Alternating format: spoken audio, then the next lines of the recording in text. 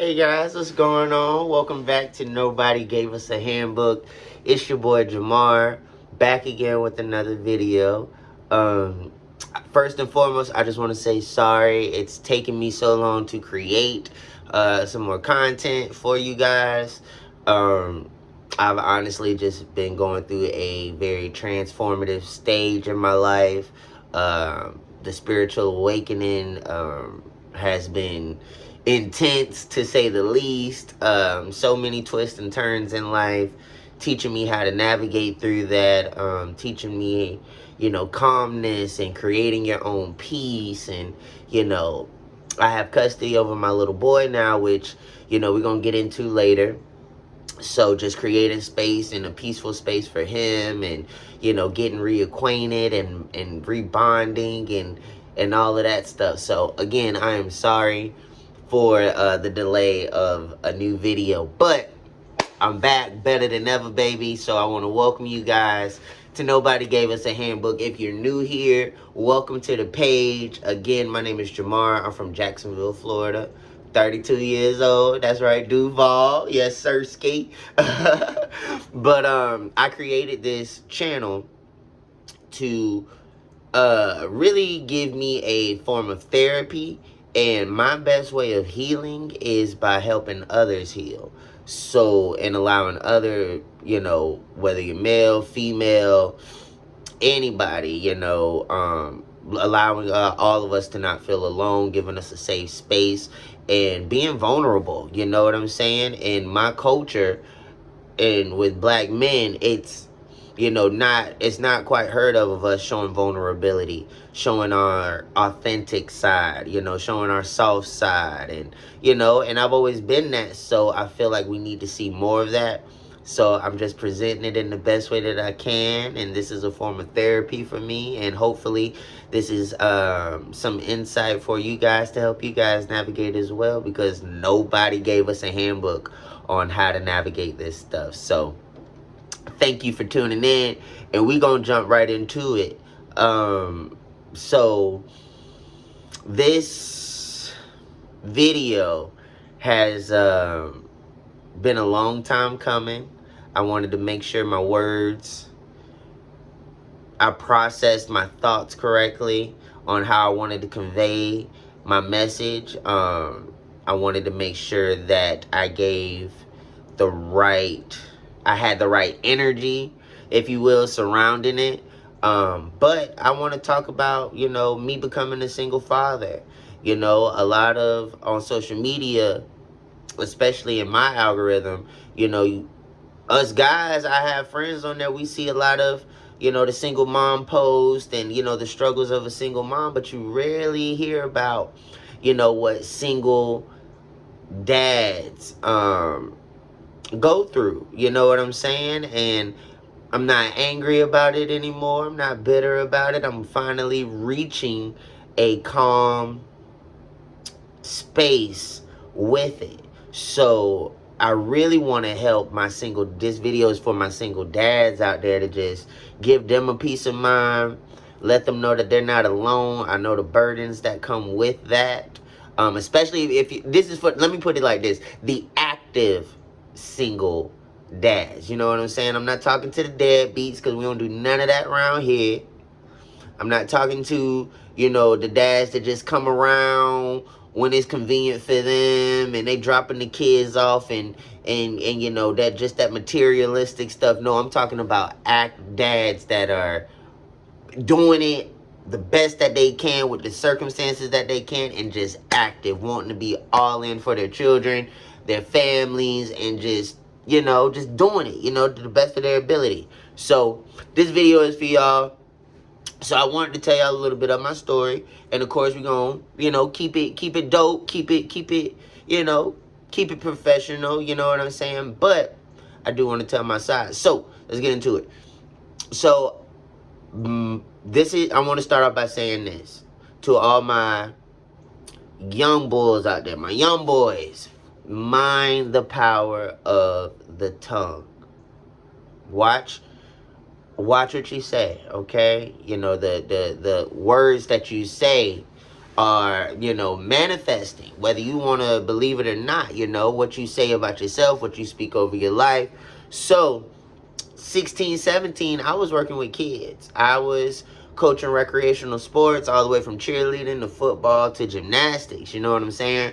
So I was a baby, you know, coaching babies, you know what I'm saying? And, you know, that children has always been my passion. I've always felt, you know, drawn to them.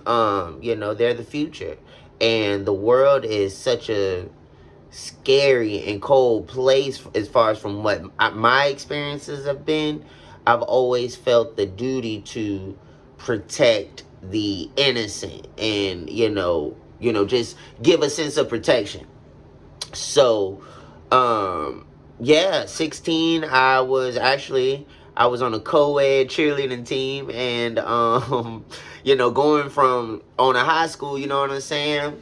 And there's nothing wrong with that, you know what I'm saying? I was cheerleading, I was around a bunch of women.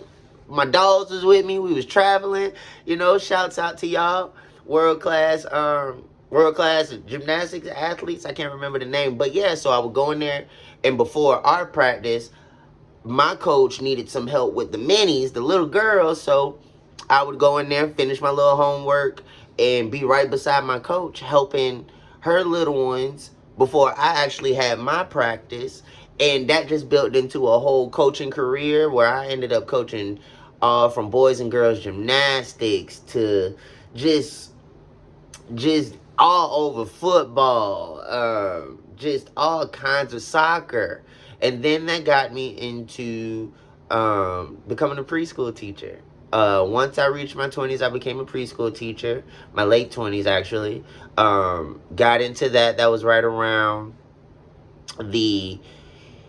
one of the first school shootings that I was actually able to really,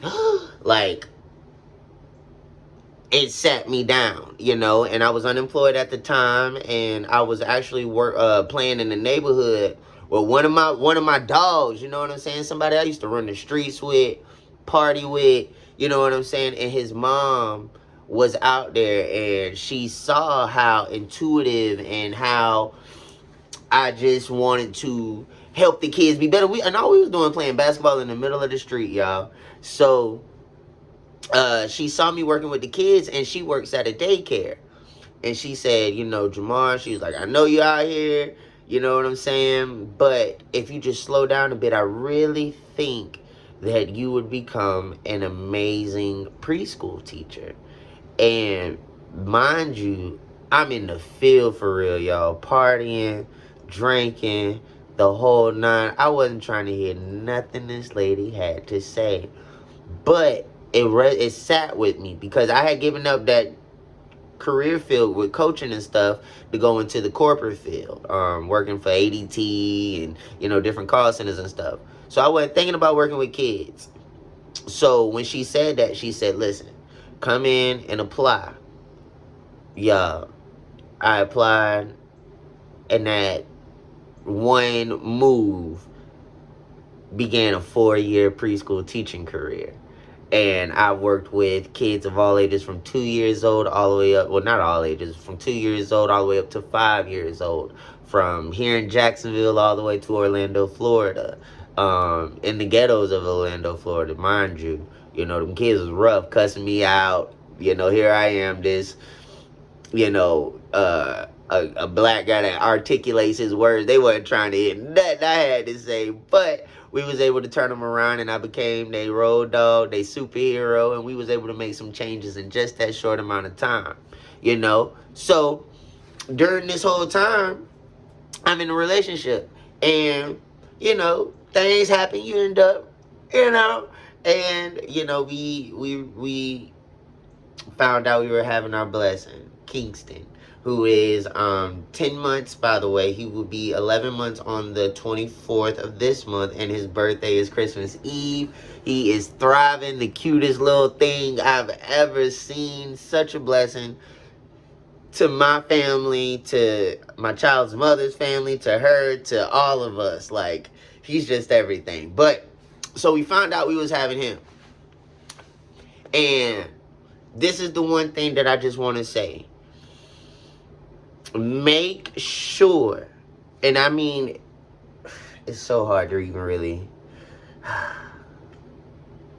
I want you guys to make sure that when, if that blessing comes up, if that surprise, because it is a surprise, it's a change of direction. If that comes up, you sit down and you have the uncomfortable conversations.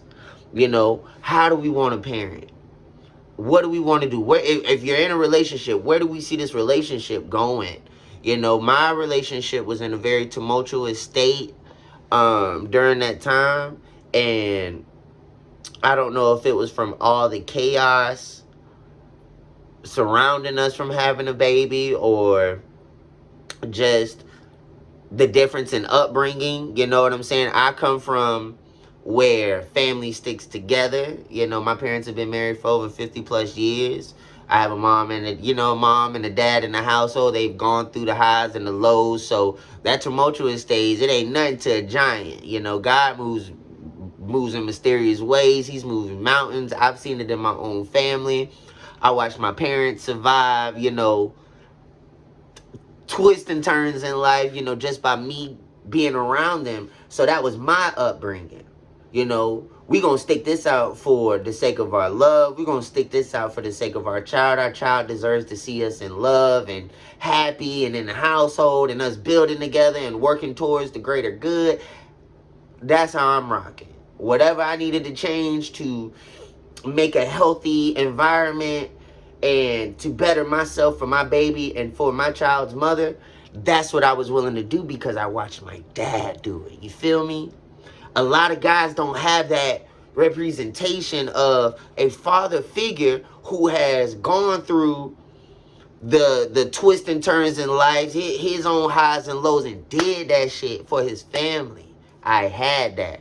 So that was my, wherever I was flawed at, fuck it, I'm not finna lose y'all over something that I'm lacking. I'm going to study. I'm going to do whatever I can. I'm going to go to therapy. I'm going to fix myself to be better for my child and for my child's mother because, I was still in love with her. I wanted my family. I wanted, the house and the picket fence and, you know what I'm saying? I wanted to build. So that was my mindset. Her upbringing, and mind you, we're going to keep it cute, out of respect, you know what I'm saying? I'm just telling my story and my perspective. Her upbringing pretty much is no dad in the home, single mom trying to, make things happen. She has a lot of strong women in her family, as well as some brothers too, you know what I'm saying? But that unconditional love, that fighting through trials and tribulations, that family unit, she didn't have a representation of that. She didn't have an example of that. So that brings me back to have those conversations while you guys are in a good state. Talk about this stuff, y'all. This is getting you guys closer, getting you guys gaining more understanding and where you guys want to go in the future as a family unit, but you got to have that connection. You got to have that, that bond. Your baby has to really want to see you guys together, and you have to want to be happy and be happy with each other and just create this positive life. This baby didn't ask to be here, so if it's time for the relationship to be hung up, then hang it up amicably, you know what I'm saying? Respectfully. Do it for the sake of the baby. This baby is coming into this world with all this chaos and y'all just at odds, and this is where I was at, you know what I'm saying? So no matter what I was trying to do, it takes two. Just like it takes two to make a baby, it takes two to make things work. So I'm not telling you guys nothing that I haven't tried to apply in my own situation. So just giving you guys a little word of advice. But anywho, let's move forward. So Kingston was born, and during the pregnancy, we were split up. And that was one of the hardest things because while we were split up, there was no communication. And when you become a dad, when you become a dad, the way society sets it up is when you first become a dad and you a natural provider, like you gets busy, like you work and you learning how to provide. And mind you, some of us are learning. This is my first time doing all of this. You feel me? So when you're learning how to provide and you learn how to, all you see is dollar signs. All you think about is money. Where am I financially? Where do I need to go to be more stable? Or how do I become more stable? All this stuff is running through your mind as a man. You feel me? So you need, if you're gonna do this with, your partner, your female, your old lady, you need someone beside you to support you in that mental headspace. You know what I'm saying? Because you don't know, you've never done this before. You're a first-time parent. She's a first-time parent, but you're a provider. You're putting food on the table. Now you got an extra mouth to feed. You feel me? And you just now trying to get your bills and things and life in order. And now here comes this, this life-altering change, this beautiful change. But it's life-altering because you're in the midst of getting not only yourself together, but also your relationship together. You feel me? So it's chaotic. So that's why I really preach on meditating. I really preach on that bonding with your mate and just laying in the bed. And even if it's just meditation music playing, just calming and having those calming, try to talk to each other calmly. You know what I'm saying? Just really having those uncomfortable conversations and those in-depth conversations, because you never know what's running through somebody else's mind, and you could be laying right next to them. You feel me? It's a lot on us, y'all. We're all our own person. Even if we are together, we still have our own thoughts. We still have our own lows. We still have our own highs. So just as much as for you moms as it was life-altering to find out that you were with child, it was life-altering for the dad to find out too, because he has a lot on his plate as well to make sure that you and the baby are straight. You feel me? So that's just a little insight of my brain on where I was at during that time when we were broken up. And by the grace of God, we ended up getting back together. And,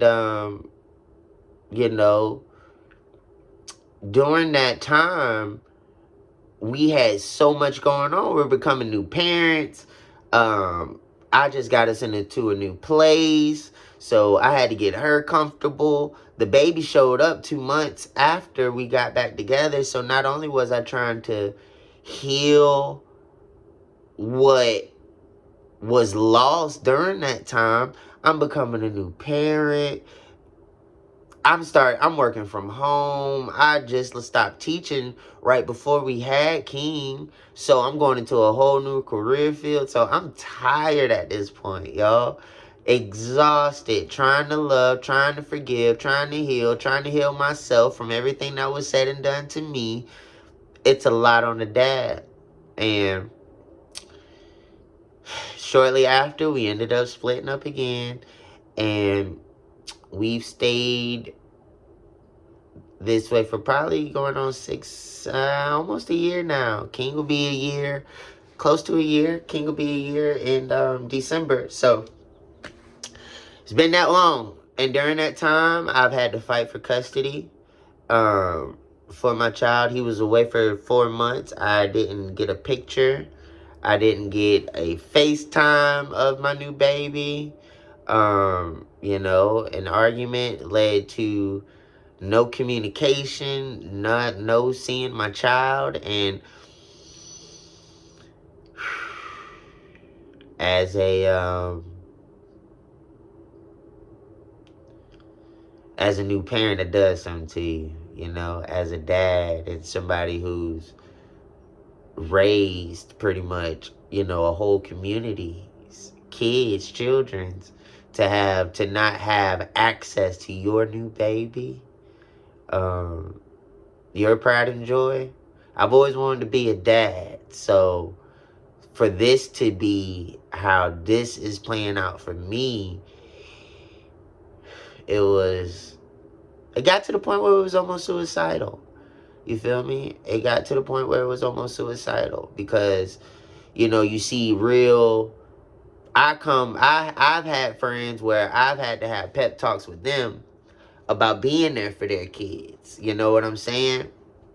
And here I am wanting to be there for my child's mother and my kid, and due to pride and ego and other factors, I wasn't perfect. I still had a lot of unhealed wounds from the past that I wanted us to heal together because I thought it was my partner. um, you know, I still had a lot of unhealed wounds that I had to get over. And thankfully, this space has given me that time and, granted me that energy to do so. But, fighting for custody, seeing those dads in there not be able to have the resources and to understand even the words that are in the package, y'all. Like this thick ass package. You're writing your son's name on government forms, and it's just a mental thing when you are an active parent, especially an active dad. I'm a black father. A lot of black dads, get a bad rep. African American dads, I'd say. I would just want to change that. Get a bad rep, when it comes to fatherhood. And I didn't experience that, so I didn't want my child to experience that. That's why I fought so hard, to salvage my relationship, to show more love, show more compassion. But sometimes it's a little too late, and you got to do what you got to do. You got to be active, Dad. You got to go in there, take a deep breath. I cried. Signing my name, signing my son's name. The lady literally that was in the courthouse literally had to come out of her cubicle, and really make sure that I was okay. You know what I'm saying? It's a lot, and my dad was sitting there behind me. So to see his son putting his grandson's name on government paper, and he was only 4 or 5 months at the time, it broke his heart. We fought, y'all. It's a fight to do this. You don't want to talk about time split. You don't want to all of that. I don't speak none of that lingo. I didn't come from that, So if you're going through that, I just want to say to all my single dads that are really active fighting for custody, one step at a time. It'll be okay. Just do what you got to do to be there for the baby as much as you can, and be as respectful, and pray through it. I've been there, and I'm at the light at the end of the tunnel. Every moment I have with my baby is a beautiful, pivotal moment in my life. Every time I see him, I feel a sense of growing. So do that for yourself. Do that for your baby. Let's have a sense of accomplishment, because I feel more accomplished than anything I've ever done in my life by doing this, showing my strength, showing how if you put your mind to it, the possibilities are endless. There was a time where I thought I was never going to see my child again. A lot of sleepless nights, you feel me? But I stayed encouraged to the best of my ability. I'm not perfect, because I'm going to put it like this. I beat myself up because I couldn't control the situation. I couldn't make the situation better that worked in my logic. You feel me? So that was it. I went to a very dark place because I couldn't have my baby. My family was torn. I'm 32 years old. I didn't imagine this in the cards for me. So I just felt like I had lost it all. You know what I'm saying? This apartment I got for us so that way we can have a roof over our heads. And, shit ain't cheap out here. You know what I'm saying? So by the grace of God, he blessed us with this place to call our home. And now I'm in this home by myself. So, all you can do is just really pick yourself back up. Wear that title proudly of a father. And just be there for your baby, y'all. And it's not easy. And you have to know that it's a greater purpose bigger than you. It's for your child. And my baby is everything. You feel me? Like just to know that I fought hard to be in his presence again, and to actually be in his presence and to feel that warmth, and just be a dad even for those few days that I have him. You know, I maximize all of it. I dive in. I'm all in. I'm up at 4 o'clock. I make sure that my family spends time with him, just as much as I do, even for that short amount of time. So I'll pack us up a bag, and we'll hunker down over there at the grandparents' house, so that way they can, spend time with them, and I can as well. And it's been beautiful, So life is what you make it. Really just do what you can to be there, and just know that I'm here for you. And it's not going to be easy, but it'll be worth it. And that's all that matters. Your baby is going to see you. And especially, well, I'm just going to say children in general, they need fathers in their lives. Mothers, I salute you. Postpartum is real. Depression is real. Anxiety is real. I know you guys opened up a new chapter with having your baby as well. So I'm not even coming like that. I've worked in the field of preschool or early childhood care and development, and I've spoken with plenty moms and made connections with plenty moms that have gone through it. So my heart goes out to you. I just wanted to give my perspective real quick on single dads and put this out here on the little tube. You know what I'm saying? Give you guys some more content. Share you guys a little bit more of my healing journey. I'm feeling good. I'm living better. I'm in a better place. I have my baby boy. I have love in my heart.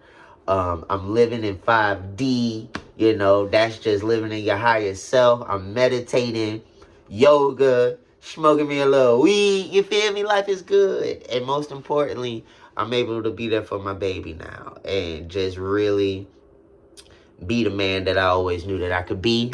And be the man that he deserves. So I love y'all. I ain't gonna hold you no longer. Thank you if you made it this far in the video. I appreciate you. I love you to the depths of the earth. And stay inspired. Stay encouraged. If you need me, I'm here. Because remember, nobody gave us a handbook.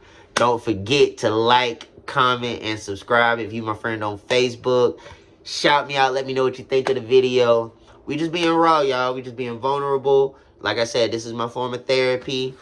Shit is expensive, so getting it out there with hopes of helping them healing others. So I love y'all. Y'all have an amazing day. Take care.